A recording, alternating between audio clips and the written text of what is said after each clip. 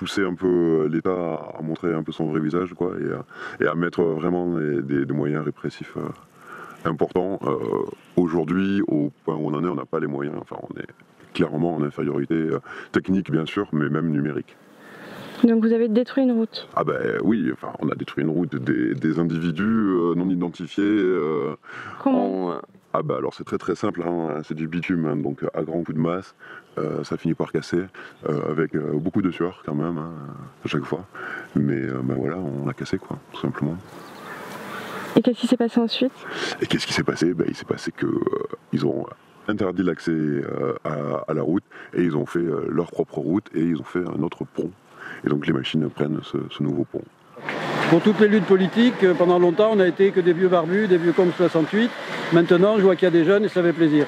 Cassanac, moteur, le peuple est dans la rue. Cassanac, moteur, le peuple est dans la rue. C'est les enjeux économiques, c'est la justice, c'est tout ce qu'il y a autour qui nous motive en fait. C'est pas que le barrage c'est pas que le barrage en lui-même, c'est tout. Ça a permis d'aider à la visibilité de la contestation. S'il n'y avait pas eu les zadistes, il ne se serait rien passé. Et bon, en plus, c'est souvent quand même des gens plus jeunes qui ont une autre dynamique, qui ont plein d'imagination d'ailleurs, quand on ne vient pas leur taper dessus. J'ai trouvé même qu'ils étaient très sympas et qu'on était bien accueillis. Et je pense qu'il faut justement, il faut que les jeunes prennent les choses en main, et c'est vrai d'une manière globale d'ailleurs. On a toujours des besoins de bâches, des chaussures, n'importe quoi, tout ce qui peut servir à la construction, tout ce qui peut aussi en termes d'alimentation nous aider, des légumes, du pain si vous pouvez. Voilà, après on a quoi d'autre aussi? On a des ordinateurs, des cartes SIM orange. On fonctionne avec des cartes SIM orange, donc si vous avez des cartes SIM orange, des téléphones débloqués. Après, il y a masque à gaz à cartouche. Masque à gaz à cartouche. On a besoin aussi de tonneaux, des prothèses tibia, tout ce qui peut aider en termes de défense pour éviter qu'on se prenne des tirs de flashball ou des tirs d'assourdissante. Voilà, donc ça nous permet de nous protéger. Citron, vitamine C comprimé. Ouais. En matériel médic, on a besoin du Malox, on a besoin d'antiseptiques citron. Si vous avez du citron, c'est pas mal aussi. Après, on sait que vous n'êtes pas tous disponibles tout le temps, mais si vous pouvez faire l'effort de venir, nous, c'est vraiment le meilleur des soutiens qu'on puisse avoir des gens sur la zone. Là aussi, pour voir qu'il y a des violences de fou, et peut-être qu'avec vous tous réunis, il y aura peut-être moins de violence, peut-être, je sais pas. Ouais, mais elles sont vieilles celles-là.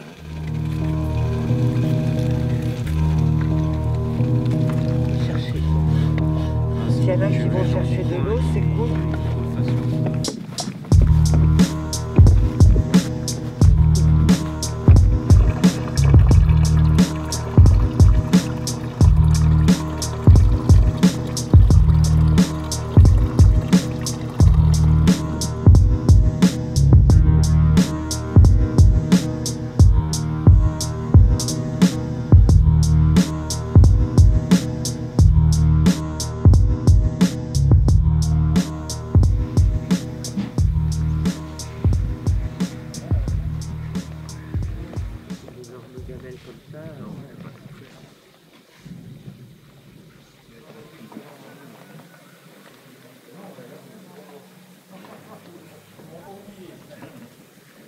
Donc les travaux ils commencent là-bas au fond, puisque c'est là-bas qu'il y aura le barrage pour couper l'eau du Tescou.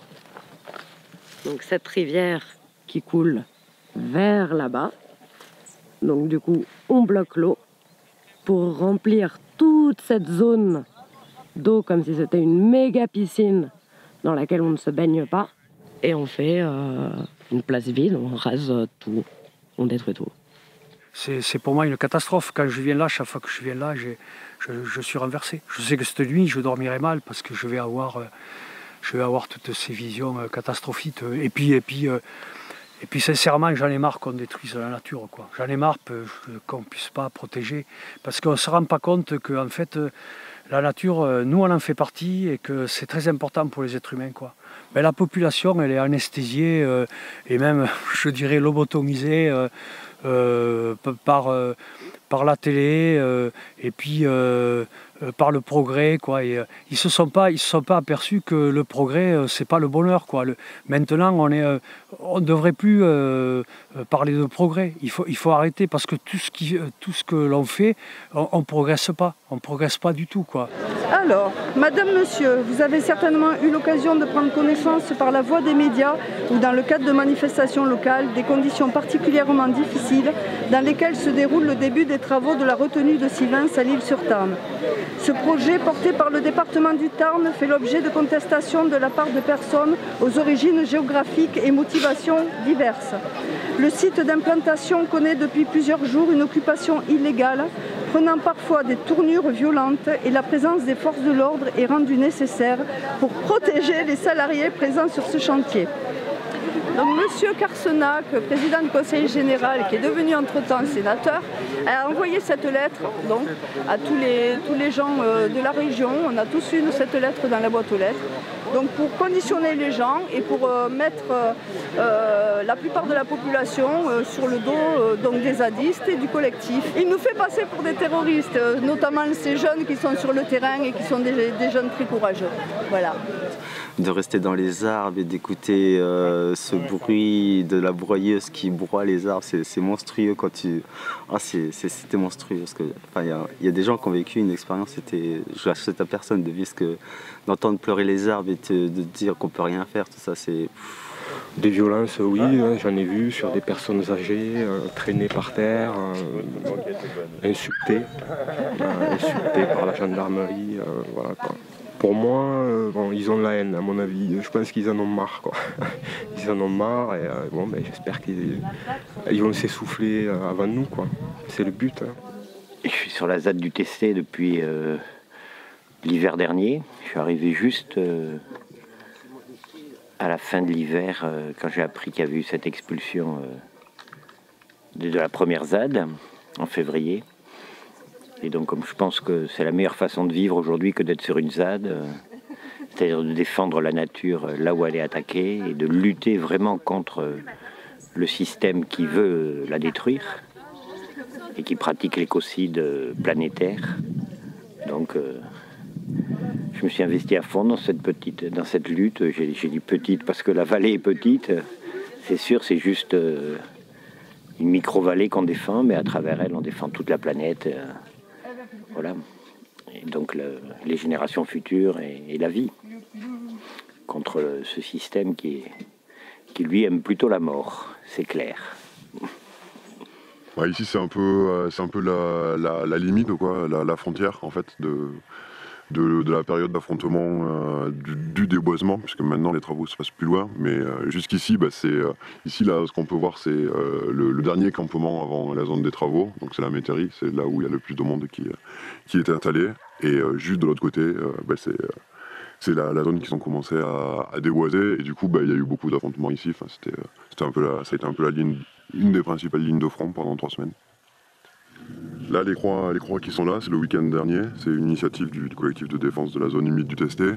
Ils ont appelé tout le monde à venir sur la thématique du patrimoine, comme c'était le week-end du patrimoine, tout le monde à venir avec une croix pour symboliser le patrimoine naturel détruit par le Conseil général.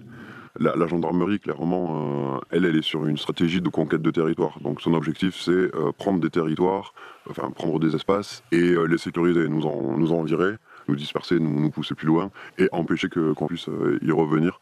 Donc pour ça, ils utilisent des méthodes qui sont assez violentes. Alors normalement, ça commence toujours pareil, hein, ils balancent des lacrymos en l'air pour nous disperser, mais bon, ça suffit plus trop déjà parce qu'on est dans un endroit où le vent emporte assez vite les lacrymos, et ensuite parce qu'on est tellement habitué qu'au bout d'un moment, ça sert plus à grand chose. Donc là, ils se mettent à employer des méthodes beaucoup plus violentes, c'est-à-dire la matraque, nous foncer dessus et nous taper dessus à coups de matraque, les flashballs, bien entendu, et les lacrymos non plus en cloche pour que ça nous tombe partout, mais en tir tendu pour qu'on le prenne dans la gueule et que ça nous fasse très mal. On est très heureux d'avoir toujours cette énergie combative et cet espoir qu'en fin de compte qu'on peut arrêter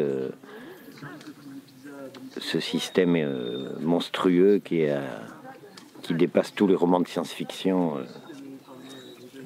les plus terribles et qui nous rapproche de Ravage, par exemple, pour parler de celui-là parmi d'autres, de cet terrible roman de Barjavel, voilà, qu'on est en train de réaliser, enfin, que ce système est en train de réaliser.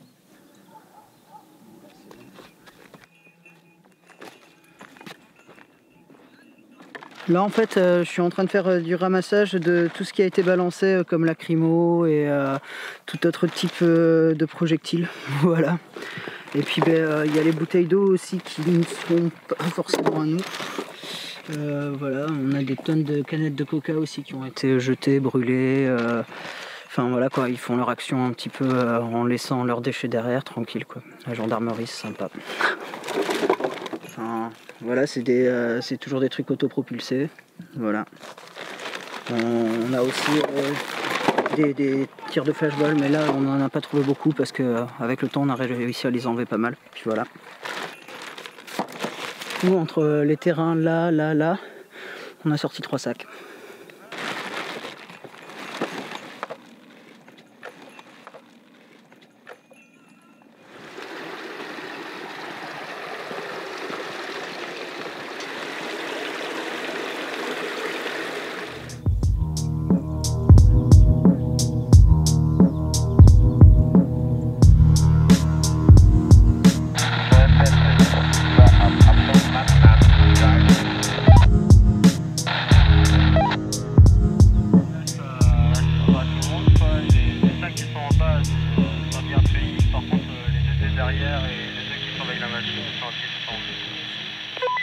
Donc c'est des gendarmes mobiles qui sont en poste avancé, en train d'observer les mouvements de troupes de chez nous s'il y a un mouvement de troupes. Voilà. Donc ils sont mis sur un endroit stratégique un peu plus haut dans la vallée. Voilà. Stéphane Mathieu, qui travaille au Conseil général, qui a condamné nos violences sur FR3, soi-disant, il est venu, ça fait 1 an qu'il vient chez nous, qui vient sur le terrain, qui vient voir les gens. Il a toujours été accueilli avec des gens qui lui proposaient le café, la discussion. Il n'a pas voulu prendre le café, d'accord, mais il a toujours été bien accueilli, il n'a jamais été menacé. Et après, il se permet, 1 an plus tard, d'aller pérorer sur la violence des gens, mais je ne sais pas pour qui ils se prennent. Ils vont parler un langage de technocrate, comme ils le font habituellement. Ça ne sera pas un langage populaire. C'est très facile de prendre des dossiers, de lire des rapports qui ont été faits par, je sais pas, par la CACG elle-même, par l'agence de l'eau. Les gens n'ont pas forcément l'habitude des langages techniques, donc on peut leur faire dire n'importe quoi à ces textes-là. Ce rapport qui s'appelle le rapport CACG 2001, on n'arrivait pas à l'avoir, et à cette époque-là, on nous disait que ça appartenait à la CACG. Or, c'était faux. C'est un rapport qui a été commandé par le Conseil général du Tarn-et-Garonne, on l'a appris par la suite, et c'était un document public, et on devait nous le donner. Et on a dû faire appel à la commission d'accès aux documents administratifs pour avoir ce rapport. On nous le cachait. On veut que soit respectée la loi, c'était une zone protégée qu'il ne fallait pas détruire. Et c'est un élu, et en fait ce sont 2 élus qui sont membres de la CAGC, qui est une entreprise de fabrication de barrages, et qui, pour s'octroyer des fonds, de l'argent, nos impôts, se sont attribués un chantier totalement illégalement, puisque c'est une zone protégée. Ils ont décrété qu'il fallait construire un barrage, alors que c'était prouvé que c'était absolument pas nécessaire. Ils s'arrogent des droits, c'est l'autocratie. Ils arrivent, ils prennent des postes, ils se font élire, après ils font ce qu'ils veulent. Et tout ça dans le plus grand mépris des gens. Et après ils sont violents, et vraiment, je le répète, ils ont de la chance d'avoir des gens en face d'eux qui sont des gens raisonnables et sensés, parce qu'ils poussent à la violence. Je suis dégoûtée de voir des gardes mobiles qui ont leur âge ou pas. Enfin, ils sont en train d'attaquer des minots, quoi. Pour moi, c'est des jeunes, c'est tout. Je dis, vous êtes des lâches, ils attaquent les jeunes qui sont sans défense, qui vont en t-shirt, en pantalon, avec rien du tout. Des fois, ils oublient leur masque, les 3 quarts du temps, enfin, bon, etc. Ils font rien de spécial, enfin, bon, voilà, ils défendent une zone, c'est tout. Et une violence terrible, il y a des Robocop devant nous. T'as raison. Pour garder les forces. Du repos comme on peut.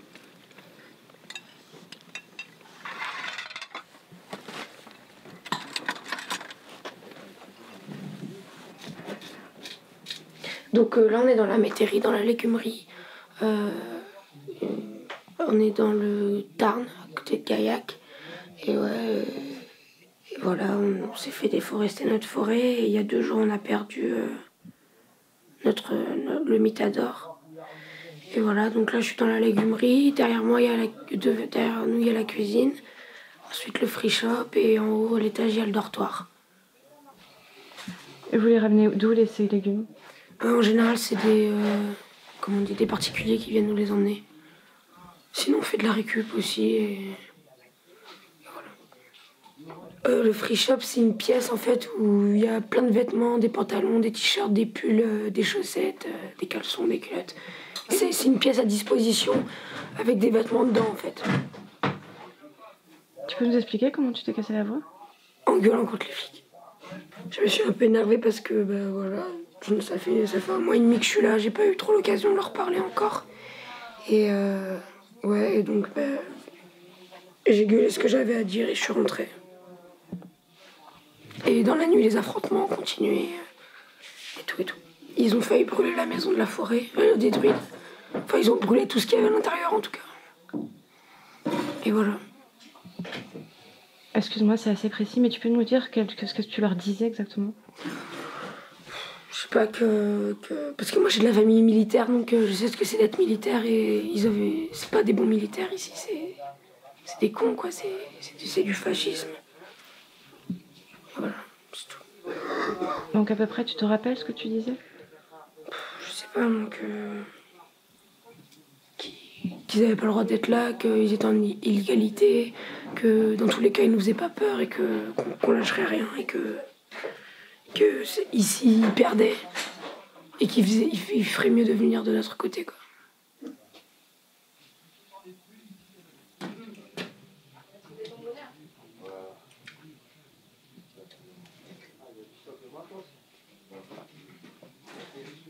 Comme effectivement je lutte depuis 40 ans, sans même le vouloir, en étant ici, je pense que j'aide beaucoup de personnes, et notamment des plus jeunes qui démarrent dans la lutte, à y croire et à être plus fort face à l'ennemi, puisqu'il s'agit d'un ennemi, le système capitaliste et l'État qui le sert, même l'État de gauche. Donc c'est tout dire. Enfin, toutes les illusions sont perdues. Il ne reste plus que l'écologie et que la lutte pour la liberté et la nature. Ouais, j'ai vu. Ouais.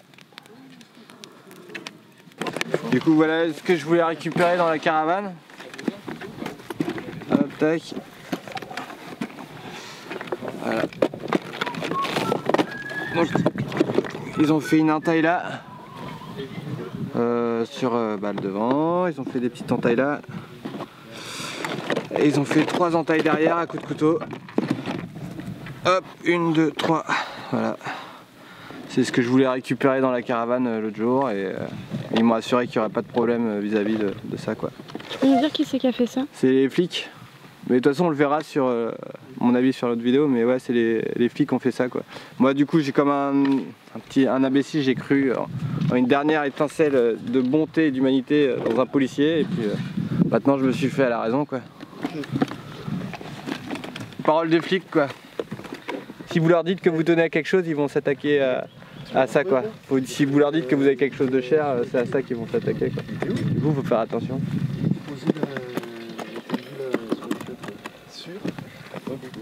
Ils aiment bien ça, tout ce qui est un peu psychologique, où s'asseoir autour de notre feu, là, juste ici, là, ils vont nous pousser jusqu'à là pour s'asseoir ici, enlever leur casque, fumer et dire on part dans une demi-heure. Je sais pas qui a eu l'idée intelligente, enfin l'idée géniale même de détourner leur horrible sigle zone d'aménagement différé en zone à défendre et ensuite zone d'anarchie délirante, zone d'autonomie définitive, d'autogestion déterminée. Mais c'est génial, je trouve ça vraiment c'est un mot fabuleux, je crois qu'il va rester dans l'histoire, dans la grande histoire. Ouais, le mouvement zadiste, comme le mouvement zapatiste au Chiapas, ça sera une pièce, un mouvement important et qui a un rôle à jouer, qui va jouer un rôle encore dans la résistance à l'Empire mondial. Je viens ici leur amener mon soutien, de l'eau, des chaussettes, des vêtements, quand je peux, des matelas, du matériel de construction. Voilà, parce qu'il y a besoin de soutien, il n'y a pas assez de monde ici, quoi. C'est des gens qui comprennent qu'il y a des choses qui se passent ici et qui ne se sentent pas ou de venir ici ou qui ne peuvent pas parce qu'ils ont une vie de famille et qu'ils ne veulent pas venir avec toute la famille. Mais oui, c'est des gens qui se sentent concernés, oui, et qui trouvent ça très très dur et en fin de compte, ils veulent soutenir la cause par le biais de leur nom. Oui.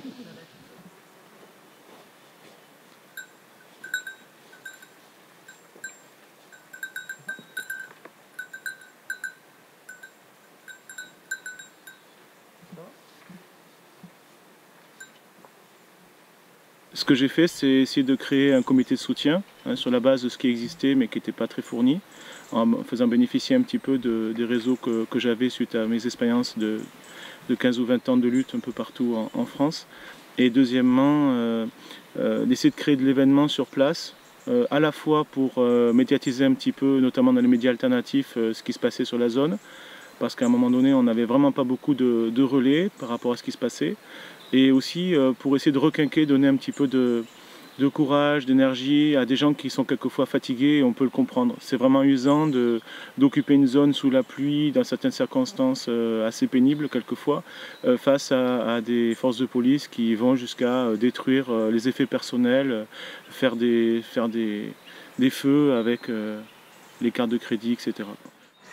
Merci mille fois à notre préfet bien-aimé, Thierry Carcéral, de nous avoir offert ce si beau projet. Alors certains diront inutile, mais non, pas inutile pour tous, très utile pour notre portefeuille. Merci de nous avoir apporté le progrès socialiste, de nous avoir apporté ces dollars, ces billets verts. Alors vous les mécontents, les sans-dents, les grognons, les décroissants, veuillez accepter, vous la populace, ce beau projet. Résignez-vous, obéissez, travail, obéis, constant. C'est dans la subversion, dans la désacralisation du pouvoir que se trouve une issue particulièrement intéressante à la lutte. C'est-à-dire faire comprendre aux gens autour de nous que ces puissants n'ont de pouvoir que parce que nous leur en donnons symboliquement. Et que finalement, si on était résolu à ne plus servir, nous pourrions être libres. Comme disait la Boétie, c'est d'abord un rapport symbolique au pouvoir, une sacralisation du pouvoir qui nous conduit dans l'impasse. Ça, c'est pas de qui se boit. À la fin du mois de mai, non seulement ils nous ont jetés dehors, mais en plus ils ont détruit le maximum de choses, et notamment la source, sans laquelle on ne peut pas vivre bien sûr.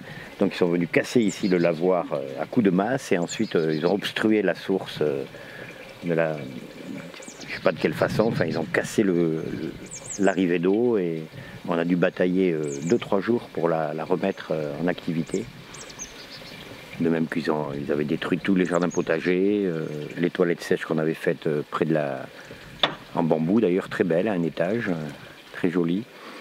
Voilà, et ils ont ensuite ramené des gros tas de terre pour boucher toutes les entrées, et plus donc les portes métalliques et les fenêtres métalliques, les volets métalliques qu'ils ont scellés sur toute la maison. Le trésor. Ouais, la source, elle est là, à 60 cm à peu près en dessous. Ben, il suffit de protéger avec des cailloux l'endroit où elle sort. Et après, on a mis un tuyau qui se dirige directement dans le réservoir. Là, au moins, elle est protégée. Depuis 2000 qu'est ressorti le projet, j'essaye au niveau des organismes agricoles, au niveau du conseil général, de trouver des terres autre part pour essayer de pallier à ce manque, à ces 7 hectares qu'on me prend. Et partout où je frappe, toujours on me dit non. Par contre, d'autres personnes qui, elles, ont été pour le barrage, qui ont perdu aussi des hectares dans la retenue, elles ont acquis un paquet d'autres hectares autre part sans aucun problème. On les aide très bien, quoi. Moi je suis agriculteur bio, je suis là parce qu'il y a d'autres moyens de produire que d'arroser, notamment par l'agriculture de conservation, les techniques de semis direct sous couvert permanent. Il faut s'adapter, il faut anticiper, mais avec des solutions du futur, pas avec des solutions du passé. Je ne fais pas de maïs, donc j'ai un impact sur l'environnement qui est vraiment très petit. Et par contre, ceux qui sont plutôt pro-barrage, bon, je ne dis pas que ça va être que pour le maïs, l'eau, mais par contre, ça va être pour plus de cultures intensives, ça c'est certain. Si demain on me redistribue pas une dizaine d'hectares de terre, eh bien, je ne pourrais pas continuer. Je ne pourrais pas continuer comme ça, c'est tout. Ouais. Et cette année, le Conseil général a décidé d'annuler la balade comptée. Et les compteurs ont décidé de la faire quand même. Voilà, on peut féliciter les compteurs. Les compteurs et les compteuses qui vont se faire griller auprès du Conseil général parce qu'ils soutiennent effectivement la lutte. Et donc ils vont faire à 14 h départ à la maison forestière, balade comptée jusqu'à la ZAD, où il y aura des zadistes qui vont expliquer aussi, qui vont compter leur histoire. C'est sur des lieux, c'est sur des zones à défendre, c'est sur des lieux sur lesquels on travaille l'utopie, on l'expérimente de l'intérieur, on la travaille en dépassant la théorie pour vraiment aller vers la pratique. Et aussi, deuxièmement, on la donne à voir à l'extérieur. C'est-à-dire, on montre aux gens autour de nous des exemples d'une société qu'on pourrait beaucoup plus désirer.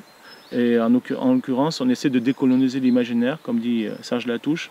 Et on essaie de passer de l'imaginaire institué à un imaginaire radical instituant, comme disait Cornelius Castoriadis, c'est-à-dire on essaie de remettre en mouvement la capacité de l'humain au désir, c'est-à-dire au projet étymologiquement, et surtout à la volonté. Il n'y a pas de volonté sans désir, c'est-à-dire sans projet, et on ne peut être dans un projet, dans un désir quelconque, qu'en libérant l'imaginaire pour évaluer les perspectives que l'on peut mettre en œuvre dans les différents champs possibles. Donc en fait, ce qu'on fait, c'est lutter contre la résignation par l'exemple, par l'expérimentation dans l'intérieur, en dépassant la théorie pour aller vers la pratique, et aussi pour montrer à l'extérieur qu'un autre monde est possible, et même mieux que ça, qu'il est déjà en marche. Ils étaient beaux à voir, impulsés par leur colère, vivant dans une joyeuse autogestion, s'installant en haut des arbres, et puis ne se laissant pas désemparer par les charges policières de plus en plus dures. Il y a une sorte de réveil depuis une dizaine d'années, un peu partout dans le monde. J'ai eu l'occasion d'un peu voyager, de rencontrer pas mal de jeunes gaillards et de jeunes gaillardes se mutinant tout à fait contre les sottises trônantes, contre tous les nouveaux modes d'oppression. Et c'est assez encourageant. En même temps, ce qui est extrêmement épeuronnant, c'est qu'il y a aujourd'hui une sorte de méfiance très très très bien ancrée dans la nouvelle jeunesse contre toutes les formes de hiérarchie. La grande différence avec l'époque héroïque de mai 68, c'est que les nouveaux leaders qui voudraient récupérer le mouvement en l'amadouant totalement, en le connectant aux réformistes, aux lois du marché les moins dures, eh bien ça ne marche plus.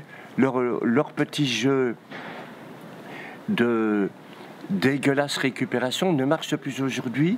Il y a une forte méfiance vis-à-vis des chefs de toute farine, avec peut-être plus d'humour que dans ces années épiques-là. Ô toi, police, qui veille avec tant de bienveillance et de douceur sur notre quotidien, nous te remercions pour ton zèle. La minutie avec laquelle tu nous protèges nous apporte la sérénité. Tes services de renseignement généraux nous éloignent de nos mauvaises pensées. Grâce à toi, l'ordre règne et la justice triomphe. Vive les hommes et les femmes en bleu, vive le fichage ADN et la répression, vive le contrôle et la sécurité. Amen, ton pèse.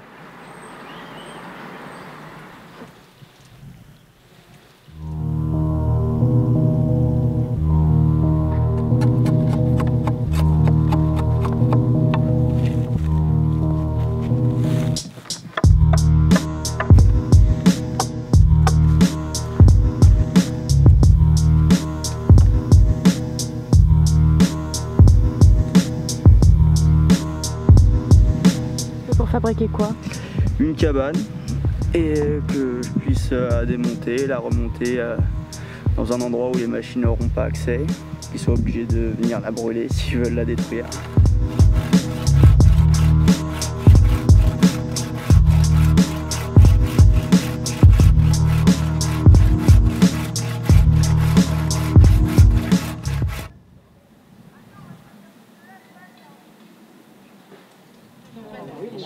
La plante a été abandonnée.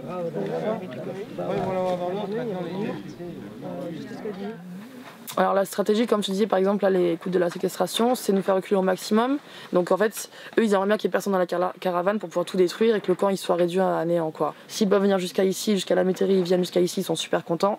Ils cassent tout sur le chemin. Ouais, c'est de la dissuasion, c'est comme ça, c'est pour nous faire partir, pour qu'on ait plus de confort, qu'on ait froid, tout ça. Mais ce qu'ils savent pas, c'est qu'on s'en fout d'avoir un matelas, on s'en fout d'avoir un truc au-dessus de la tête, quoi. Nous, on est là pour défendre la forêt et on sera là jusqu'au bout. Et même si on doit dormir sous la pluie pendant des mois et tout l'hiver, ce qui n'arrivera pas parce qu'on a tous des solutions de repli, hein, on n'est pas fous. Hein. Si, on est un peu fous pour être ici et lutter comme ça contre une armée. Clairement, c'est une armée, ils ont 7 kilos d'armure sur eux. Nous, on est des Indiens, on est nus face à eux, quoi, clairement. Hein. Depuis le Larzac, il y en a eu des luttes, il y a eu Notre-Dame-des-Landes, il y a eu toutes les ZAD. En France, en ce moment, il y en a 13 des ZAD. En Grèce, il y en a une qui a 45 000 personnes, c'est énorme. En Grèce, une ZAD de 45 000 personnes, et ils sont avec nous, on a leur soutien, on a tout ça. Là, la manifestation hier en ville, c'était 600. Donc je peux comprendre que les 600 personnes ne viennent pas sur le front parce qu'il ne faut pas avoir peur de se prendre un flashball dans la tête, une lacrymo dans... Voilà, c'est sûr que c'est flippant. Moi, à Notre-Dame-des-Landes, j'ai vu des copains perdre des bouts d'orteils, des bouts de paupières. J'ai soigné mon voisin qui avait 5 points de suture ici, un flashball en tir tendu, donc à 5 mètres. Et on se fait ficher d'un narco-terroriste, éco-terroriste. Bon, pas de problème, il n'y a pas de souci. Mais du coup, on cache les visages, c'est pour l'anonymat simplement, parce que comme on sait que de notre côté, on est infiltré, on sait qu'ils peuvent prendre des photos de chez nous, avoir le visage, et puis après, ça fait des casiers, ça veut dire qu'à la moindre interpellation, si tu te fais attraper sur la zone, tu pars directement en procès, en comparution immédiate.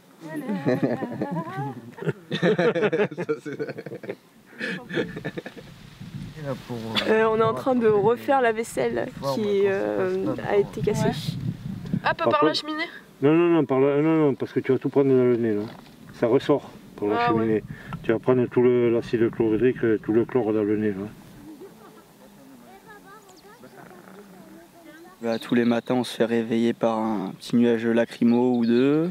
Il y a des copains qui commencent à avoir l'habitude, mais c'est pas évident. Tout ce qu'on essaye de construire dans le week-end, en général, ils arrivent, ils brûlent tout, ils mettent des coups de couteau dans les tentes, les affaires personnelles, la vaisselle, ils la piétinent, les poubelles de verre, ils les renversent, ils les écrasent. Enfin, ils font tout ce qu'ils peuvent pour nous décourager, sauf qu'ils n'arrivent pas à se rendre compte que moins on a à perdre, et puis plus on a envie de rester au final, parce que de toute façon, on n'a plus rien à perdre. Plus ça va, plus il y a du monde qui arrive et plus ça nous motive nous aussi. On ne se sent pas abandonné tout seul dans notre bout de forêt à essayer de lutter contre des énormes machines qu'on a du mal à atteindre. Les gardes mobiles, les GM, ils restent toutes les semaines, ça change d'unité pour justement pas qu'ils s'accrochent trop et qu'il y aurait trop d'hésitation à brûler nos affaires ou à nous donner des coups de bâton, quoi. Il faisait noir. En plus, donc j'ai pas vu où est-ce que je marchais, quoi. Et j'ai vu leur lumière, donc j'ai eu à peine le temps de me relever, de me retourner, que déjà ils m'avaient frappé dans le dos et ils m'avaient attrapé, ils m'ont déchiré mon t-shirt, ensuite ils m'ont tapé sur la jambe cuisse gauche, je suis tombée par terre et après du coup je me suis mis en boule et je me suis mise à crier tellement j'avais peur et ils ont continué à me taper sur la jambe droite du coup et sur le bras aussi. Et heureusement j'ai rien eu à la tête parce que je me suis protégée, je me suis mise en boule.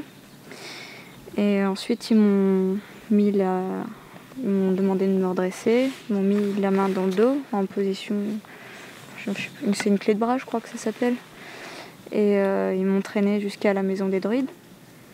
Et ils m'ont demandé de m'allonger le ventre au sol, donc j'étais en position étoile de mer en fait.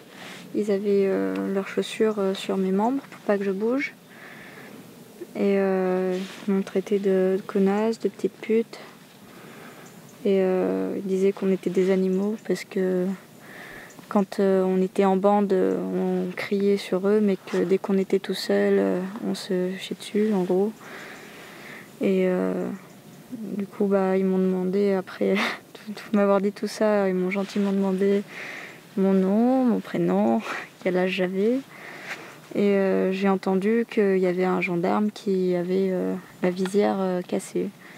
Et du coup, de là, ils m'ont accusé en fait d'avoir jeté une pierre sur un gendarme.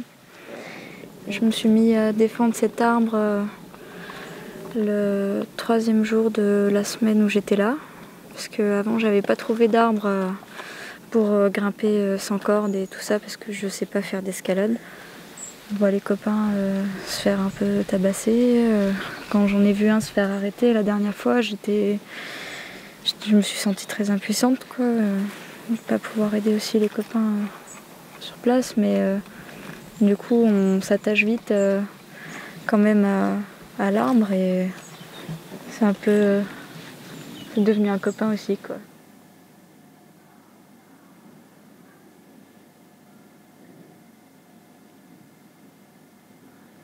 Ils nous ont donné l'ordre de partir.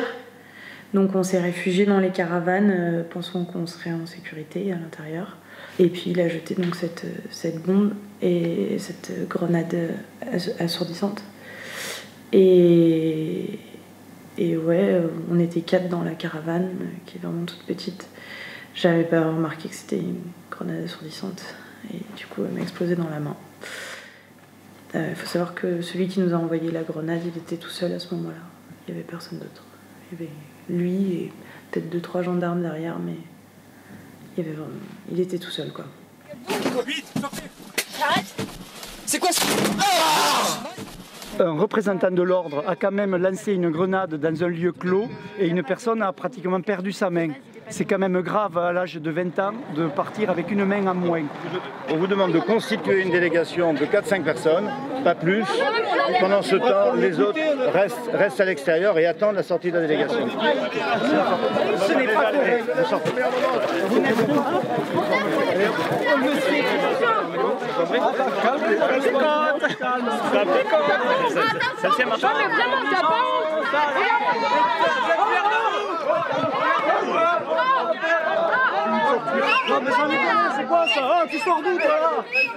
En fait, toute la journée, ils nous insultent, ils nous considèrent comme des déchets, quoi. Et c'est une façon pour eux de se dire qu'on n'est pas des personnes, quoi. On n'est pas des êtres vivants, quoi. Toute la journée à nous insulter, c'est vraiment ça qu'on ressent, quoi. Et c'est une façon pour eux de se dire qu'ils peuvent nous taper dessus, c'est pas grave, quoi.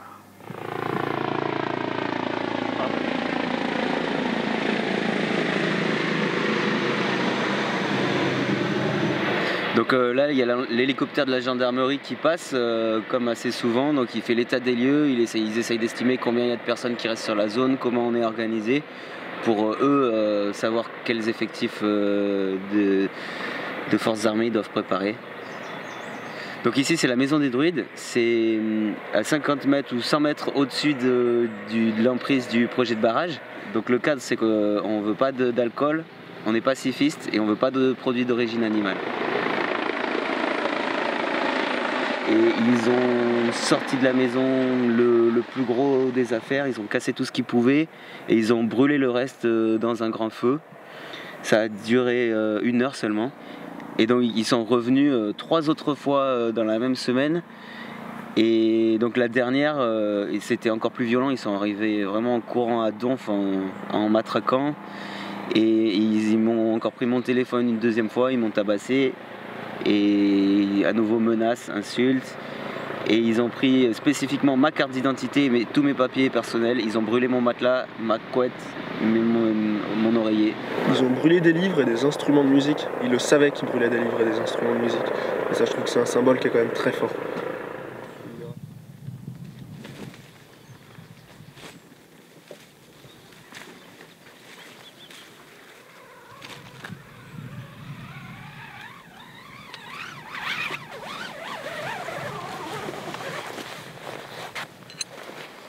Descendre c'est vachement rapide, remonter c'est quand même nettement plus long.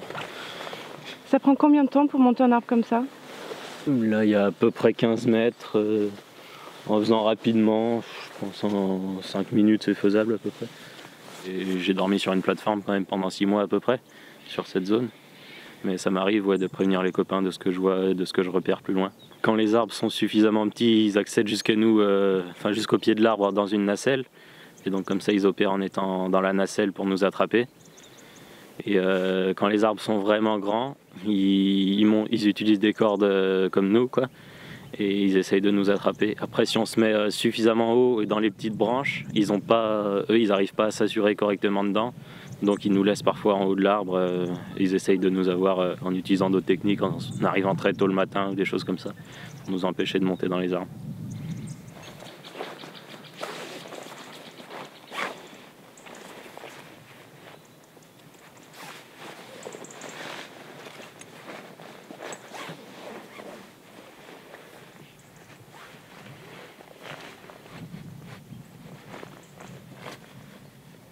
Grande Perche, Pic Noir, Ouestiti, Mirador, le Grand Chêne. Donc les arbres qui ont des noms, c'est ceux dans lesquels il y avait des plateformes qui étaient habitées.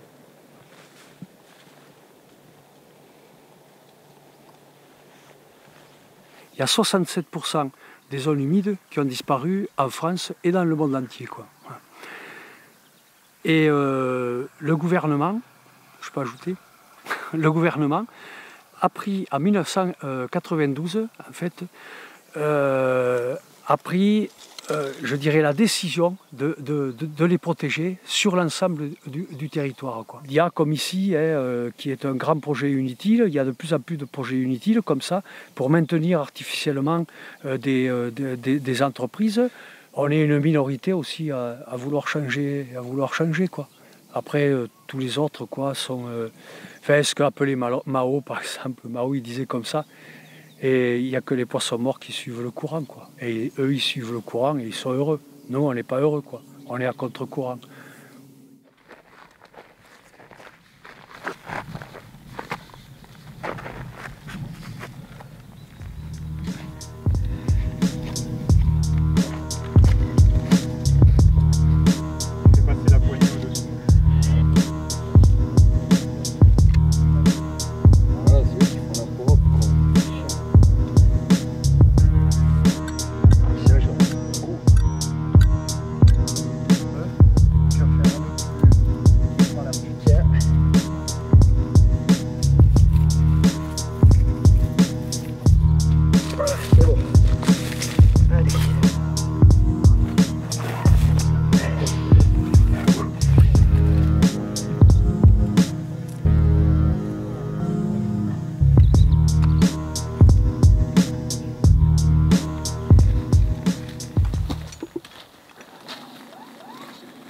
Je pense qu'à un moment où il y en a qui sont descendus, ils les ont empêchés de remonter. Je ne crois pas qu'ils soient arrivés à les faire descendre réellement. Mais dès que l'arbre n'a plus été occupé, ils sont intéressés à le descendre. C'est pour ça qu'on installe un autre mirador ici. Voilà. Symboliquement, c'est un arbre qu'on replante. Alors un mirador, théoriquement, c'est fait pour observer tout ce qui se passe autour de nous. Et ensuite, c'est un lieu de résistance. Hein. C'est un endroit qu'on habite pour montrer qu'on est là et pour empêcher les autres d'avancer. Mais enfin, c'est très symbolique face aux forces qui sont en face. Ils montrent qu'ils sont violents et qu'ils sont prêts à tout. Il faut qu'on montre, nous, qu'on est prêts à tout aussi et à résister pacifiquement, parce que ça les gêne pas. Je veux dire, s'ils volent, ils continuent les travaux et ils laissent Mirador tranquille, quoi. Ils repoussent tout le monde vers Gaza, quoi. Mais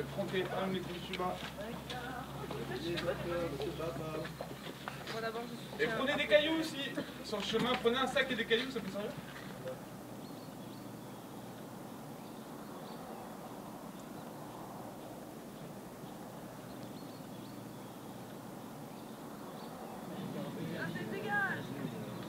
Les machines sont rentrées sur le site, maintenant on attend, les forces de l'ordre sont devant.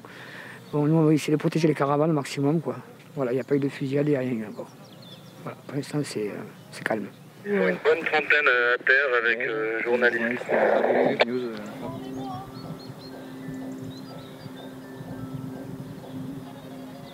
Et vous tapez sur la fille alors qu'elle est à terre.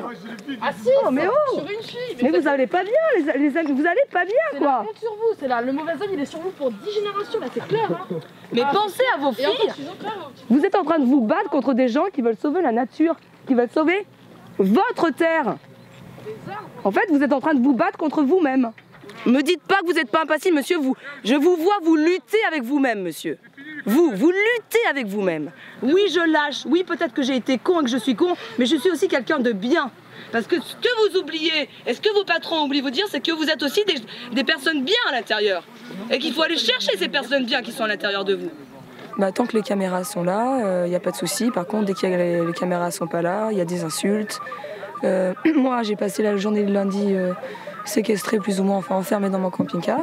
Il était prévu aujourd'hui qu'ils enlèvent ce qu'on appelle l'humus, je crois. Donc c'est une couche peut-être sur... Je ne sais pas combien ils allaient enlever, mais déjà juste en enlevant 20 cm, c'est déjà beaucoup trop, même en enlevant 10 cm, j'imaginais là, ils veulent peut-être enlever 60 cm, ce qui correspond à la mémoire ancestrale de la forêt. Et ils ne tuent pas la forêt, en fait, ils tuent tout notre oxygène, toute notre vitalité et toute notre énergie reliée à la terre, en fait. En fait, c'est pas compliqué, quoi. Tout ce qu'ils veulent, c'est qu'on n'ait plus d'énergie. Voilà.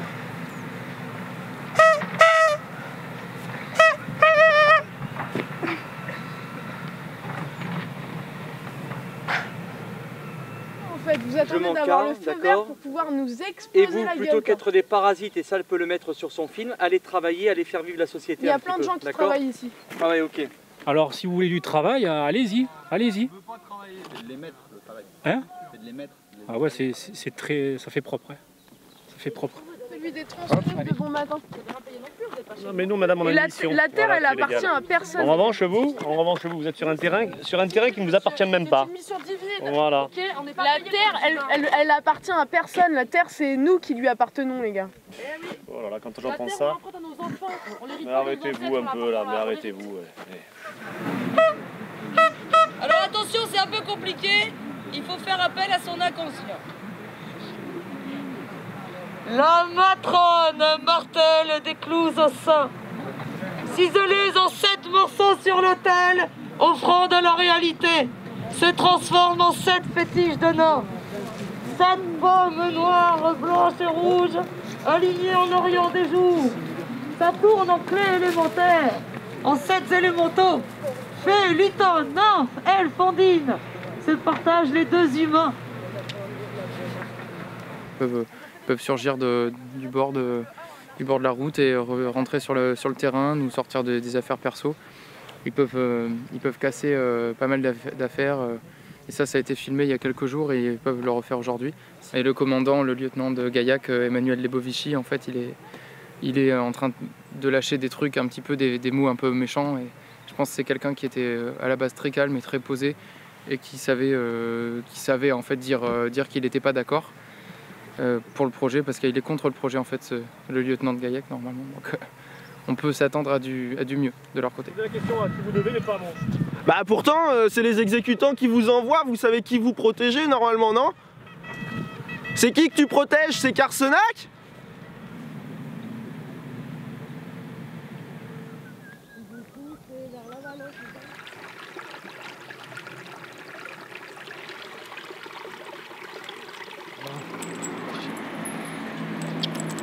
On s'enchaîne pour protester contre l'utilisation de nos impôts au barrage de Sivins. La construction d'un barrage inutile, imposé, voilà, qui détruit une zone humide protégée, ainsi que la répression policière qui va avec. Aujourd'hui, nous sommes 3 à être en grève de la faim depuis 40 jours. Demande-y de klaxonner au but. Pense à nous. Parmi les questions qui te font peur, le collectif du Testé te rappelle, tous les chiffres que tu as avancés sont faux. Il nous faut des cultures locales, du blé, de l'avoine, de l'orge, des choses qui poussent ici, qui n'ont pas besoin d'irrigation. Du maraîchage. Avec 8 millions d'euros, on peut installer 300 agriculteurs. Complètement aberrant pour une agriculture polluante. L'utilité des barrages se concentrait sur une vingtaine d'agriculteurs qui vont faire du maïs, peut-être du maïs OGM, sûrement d'ailleurs. Et donc, ça n'est pas admissible d'utiliser l'argent public pour un projet comme ça. On gros, nous, citoyens, enfin contribuables tarnais, on va devoir s'encaisser 1300 € par hectare et par an pour que ces gars-là puissent financer leur irrigation de maïs, quoi. Une petite qui a eu la main explosée? Elle a pris une grenade en fait dans la main, elle savait pas que c'était une grenade et... J'ai pas eu cette information moi, enfin je suis pas au courant. Les violences policières de Sivens, vous en pensez quoi? J'ai pas d'opinion sur ça. Je peux pas vous en dire plus. Pareil, rien du tout. On n'est pas là pour ça. Bon, on arrête de parler pour aujourd'hui, on se verra demain. Parce qu'hier il m'a fait une phrase magnifique devant la barricade où il me sort le sot ne sait pas ce qu'il dit. Puis il a les yeux dans le vague et il se reprend et fait non, le sage ne... Le sage ne sait pas ce qu'il dit, et le sot ne dit... Non, le sage ne dit pas ce qu'il sait, et le sot ne sait pas ce qu'il dit. Et là, il m'a fait, alors, t'as réfléchi? Il m'a sorti ça, tu vois. Il a fait, réfléchis bien. Et du coup, là, j'ai bien réfléchi. Et le sage n'a pas de matraque. Bon. On nous répète que c'est la crise, on nous répète que c'est la crise. Et les médias nous terrorisent, et les médias nous terrorisent. Ils nous prennent pour des guignols, parole. Ils nous prennent pour des guignols. On me considère comme inactif, on me considère comme inactif. Vu que le salaire c'est pas ce que je kiffe, vu que le salaire c'est pas ce que je kiffe. Tout mon travail est bénévole, parole. Tout mon travail est bénévole. Là ils sont en train d'expulser le campement de Gazade sur place. Il y a des dépanneuses qui viennent chercher les caravanes, les huissiers. Bon, ça se passe sans violence parce qu'il y a des journalistes d'M6 qui sont sur place. Donc en général les forces de l'ordre dans ces cas-là font attention à leur comportement. Et donc du coup voilà, le campement de Gazade qui est en plein milieu du chantier, lui est expulsé et sera sans doute complètement vide ce soir. On peut l'imaginer en tout cas. L'argent ne sera jamais récupéré, par contre c'est le contribuable qui paye.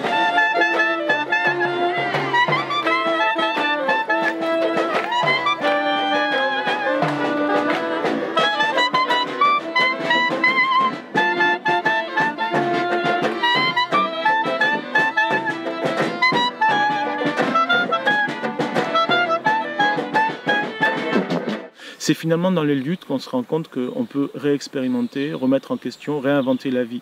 Parce que la vie d'avant n'est plus possible, on est obligé de changer la vie. Comme disait Victor Hugo, ceux qui vivent, ce sont ceux qui luttent. Mais aussi, peut-être qu'on pourrait ajouter, c'est dans la lutte que finalement on réinvente sans cesse la vie. La vie, en l'occurrence la vraie vie, c'est-à-dire non pas la survie, mais cette vie qui doit se réinventer sans cesse pour nous permettre d'être pleinement humains.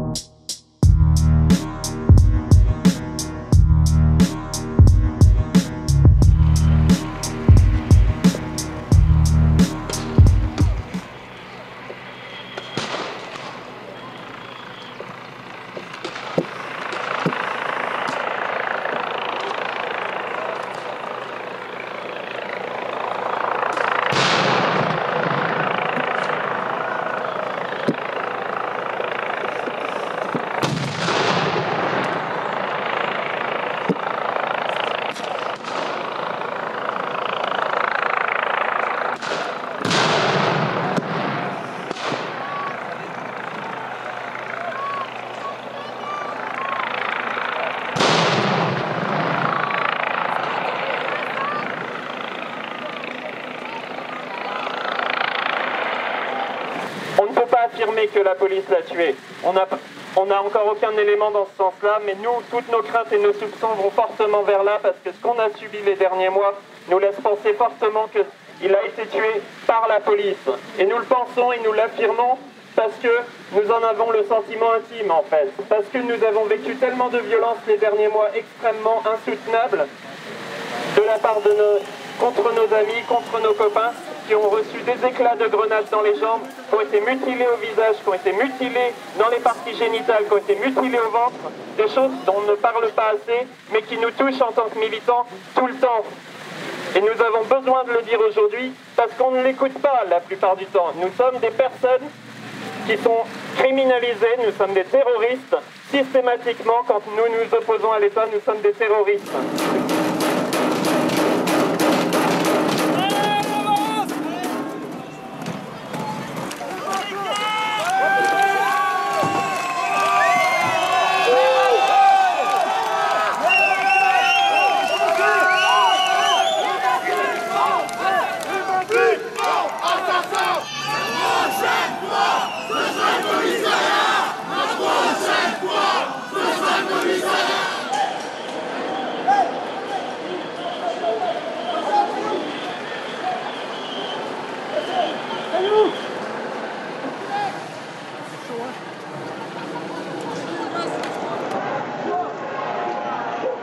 le gouvernement, le procureur d'Albi, les gendarmes, les chefs de la gendarmerie, depuis le début, mentent. Et pour quelle raison? Évidemment, c'est pour dissocier le moment, le fait qui est absolument scandaleux, qui est absolument intolérable, qui est qu'un jeune de 21 ans soit tué par des gendarmes avec des armes militaires, dissocier ce fait de la réaction populaire que très logiquement, il devrait faire naître. Et donc pour ça, vous avez joué la montre, vous avez menti, la gendarmerie est revenue 3 fois sur ses déclarations, on a laissé une carte blanche totale aux gendarmes, et évidemment, aucun gendarme n'a jamais voulu tuer Rémi Fraisse. Mais par contre, ce qu'il voulait, c'était qu'il rentre chez lui. Ce qu'il voulait, c'est que tous les gens qui, comme lui et comme nous, luttons, qu'on rentre chez nous, qu'on ait peur.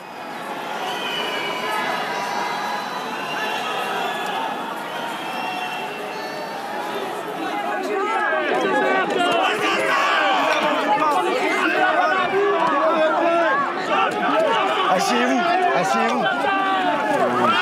Les pouvoirs publics feraient bien de trembler, car il y a de plus en plus de rencontres coïtales entre les castes, les classes, les générations, des combattants improvisés venant des horizons les plus divers et conjuguant soudain leurs forces dans la joie, dans un certain lyrisme, avec une détermination tout à fait épeuronnante.